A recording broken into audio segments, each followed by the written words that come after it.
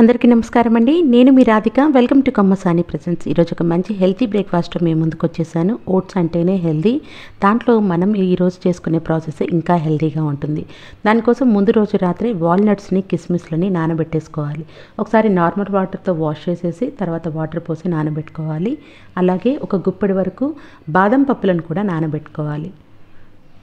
తర్వాత రోజు పొద్దున్నే వాల్నట్స్ కిస్మిస్లను మిక్సీ జార్లోకి వేసుకొని నానబెట్టుకున్న వాటర్ ఉంటే కొద్దిగా యాడ్ చేసి మెత్తటి పేస్ట్ లాగా చేసుకొని పక్కన పెట్టేసుకోండి.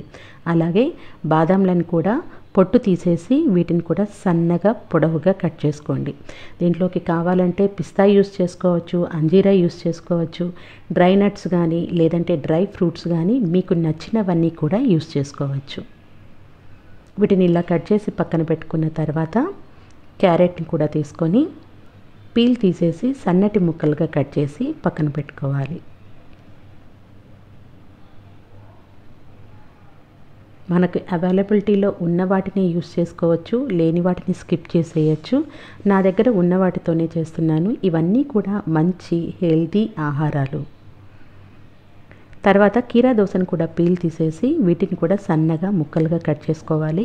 కీరా దోస కట్ చేసే ముందు ఒకసారి టేస్ట్ని చెక్ చేసుకోండి. చేదుగా ఏమన్నా అనిపిస్తే పక్కన పెట్టేసేయండి.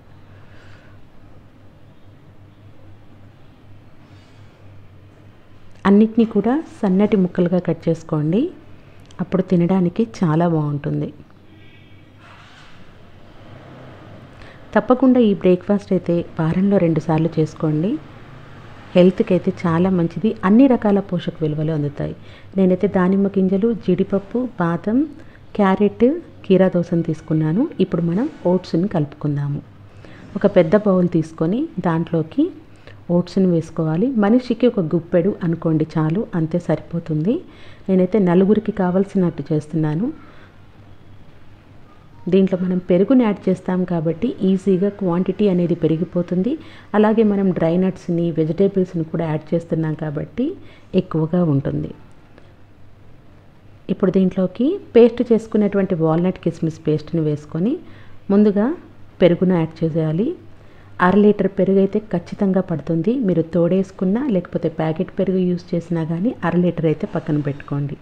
సగం పెరుగును వేసేసి ముందుగా ఓట్స్కి బాగా పట్టేటట్టుగా కలుపుకోవాలి. వీటిని నానబెట్టాల్సిన అవసరం లేదు. ఓట్స్ తొందరగానే మెత్తబడతాయి కాబట్టి అప్పటికప్పుడు ఈజీగా కలుపుకోవచ్చు. తర్వాత మిగతా పెరుగును కూడా వేసేసి కొంచెం దీంట్లోకి సాల్ట్ని యాడ్ చేసుకోవాలి. సాల్ట్ అయితే రుచికి సరిపడినంత యాడ్ చేసుకోవద్దు. చాలా తక్కువ మోతాదులో సాల్ట్ని వేసుకోవాలి. సాల్ట్ కూడా వేసుకున్న తర్వాత మరొకసారి మొత్తం కలుపుకోవాలి.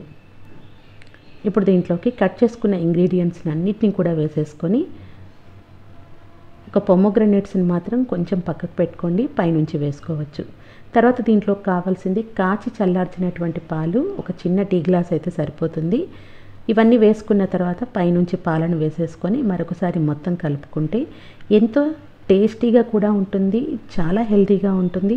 రోజంతా మనము చాలా లైట్గా ఉన్నట్టు ఉంటుంది. మన పొట్ట కూడా పని కూడా చాలా బాగా చేసుకోవచ్చు. నీరసం అనేది రానే రాదు. ఈ ఒక్క బ్రేక్ఫాస్ట్ చేస్తే చాలు, రోజంతా మనకి ఫుడ్ కూడా అవసరం ఉండదు.